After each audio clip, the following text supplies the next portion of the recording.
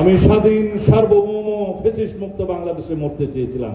আমার এলাকার ছেলে আমার সন্তানের মতো, যে 2 সপ্তাহ আগেও আমাকে দেখে এসে শিলং থেকে, সে তার নিজের জীবন দিয়ে দিল দ্বিতীয় শহীদ হিসেবে। ওয়াসিম আকরাম আমার গ্রামেই বাড়ি।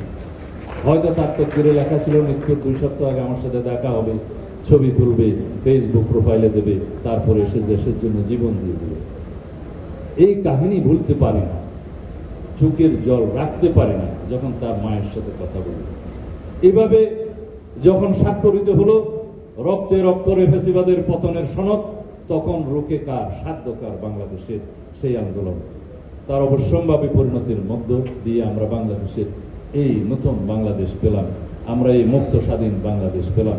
যেই শ্বাস আমি দীর্ঘ 9 বছর 3 মাস নির্বাসনে নিতে পারিনি, সেই মুক্তির শ্বাস বাংলাদেশে এসে 11ই আগস্ট বিমানবন্দরে নেমে সেই শ্বাস নিলাম। আল্লাহর কাছে শুকরিয়া আদায় করেছি। এই দিন দেখার জন্য আমি অপেক্ষায় ছিলাম। নির্বাসনের প্রতি মুহূর্ত কাটাতাম, কখন আমার স্বদেশ ভূমি, এই মাতৃভূমি, এই মাটি মুক্ত হবে, স্বৈরাচার মুক্ত হবে। সেদিন যেন আল্লাহ আমাকে এখানে নিয়ে এসে আমার মৃত্যুটা দেয়। আমি স্বাধীন সার্বভৌম ফ্যাসিস্ট মুক্ত বাংলাদেশে মরতে চেয়েছিলাম। আল্লাহ আমার প্রার্থনা কবুল করেছে। এখনো পর্যন্ত যে কয়টি নিঃশ্বাস বাকি আছে, আমার বিশ্বাস সেটা বাংলাদেশের মানুষের জন্য বাকি আছে। আমার বিশ্বাস বাংলাদেশের গণতান্ত্রিক সংগ্রামের আন্দোলনের যে বিজয়ের যে ফলাফল আমাদের শহীদরা দেখতে চেয়েছে, সেটা বাস্তবায়নের জন্য আমার এই নিঃশ্বাস এখনো জীবিত আছে। কেউ যদি এই অঙ্গীকার, এই প্রতিশ্রুতিকে শুধু কথার কথা মনে করে, আমি কষ্ট পাবো।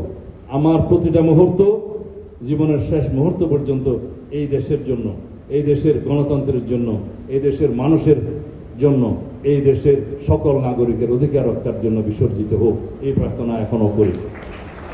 মৃত্যুকে আলিঙ্গন করেছে অনেকবার, সুতরাং মৃত্যু আমার কাছে নতুন কিছু নয়, আমাদের অনেকের কাছে মৃত্যু নতুন কিছু নয়। আমাদের যে বিপ্লবী বন্ধুরা আজকে আমাদের মাঝে নেই, তারা স্বর্গ থেকে জানে, স্বর্গ থেকে প্রিয় মাতৃভূমি।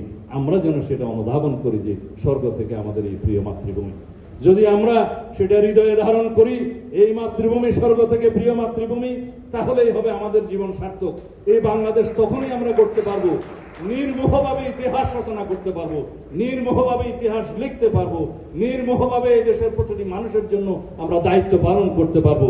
যে যেখানেই থাকি না কেন, সমাজের বিভিন্ন প্ল্যাটফর্মে, কেউ শিক্ষকতায়, কেউ শ্রমিক হিসাবে, কেউ গবেষক হিসাবে, কেউ শ্রমিক হিসাবে, কেউ মজদুর হিসাবে, কেউ বিপ্লবী হিসাবে, কেউ গণতান্ত্রিক কর্মী হিসাবে, কেউ ছাত্র হিসাবে, সেই সমাজের যেই স্টেজে থাকি না কেন, কেউ নাট্যকার হিসাবে, কেউ যেখানে সংস্কৃতি সেবী হিসাবে, প্রত্যেকটা স্টেজে রাষ্ট্রের প্রতি অবদান রাখার সুযোগ আছে। সবাইকে মাঠের রাজনৈতিক কর্মী হতে হয় না। কেউ শিক্ষক হিসেবে তার অবদান রাখবে, কেউ সাংস্কৃতিক কর্মী হিসেবে তার অবদান রাখবে, কেউ রাষ্ট্র পরিচালনায় সরাসরি অবদান রাখবে, কিন্তু তাদের পাহারাদার হতে হবে এদেরকে, যারা গণতন্ত্রের রক্ষা কবচ হিসেবে কলম নিয়ে দাঁড়িয়ে যাবে।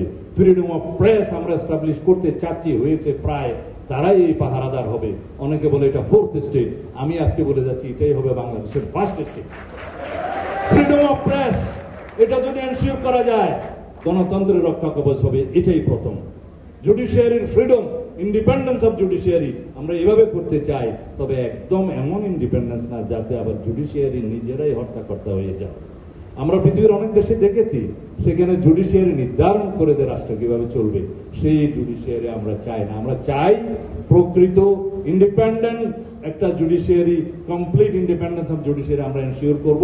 সেই জুডিশিয়ারি হবে গণতন্ত্রের রক্ষা কবচ হিসেবে, সেই জুডিশিয়ারি হবে রাষ্ট্রের সকল নাগরিকের শেষ আশ্রয় হিসেবে, সকল নাগরিকের শেষ আশ্রয়স্থল হিসেবে সেটা জুডিশিয়ারি থাকবে।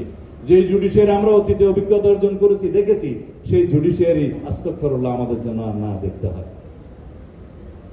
বন্ধুগণ, আবেগতাড়িত হয়ে অনেক কথা বললাম, হয়তো সব কথা আমি সঠিক বলিনি, কিন্তু মৃত্যুর দুয়ার থেকে ফিরে আসা মানুষ তো, এই গণ অভ্যুত্থানের আসতে পেরে নিজেকে আবার জীবিত মনে করছি তো, সেই জীবনটা, সেই দ্বিতীয় পর্বের বা শেষ পর্বের জীবনটা যাতে দেশের জন্য, গণতন্ত্রের জন্য, এদেশের মানুষের অধিকার আদায়ের জন্য যদি দিয়ে যেতে পারি, সেটা হবে আমার প্রকৃত জীবন।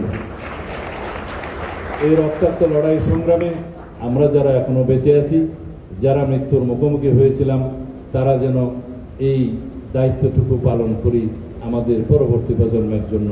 আমাদের এই রাষ্ট্রটা যেন আমাদের সেই শহীদের স্বপ্নের বাংলাদেশ করতে পারি।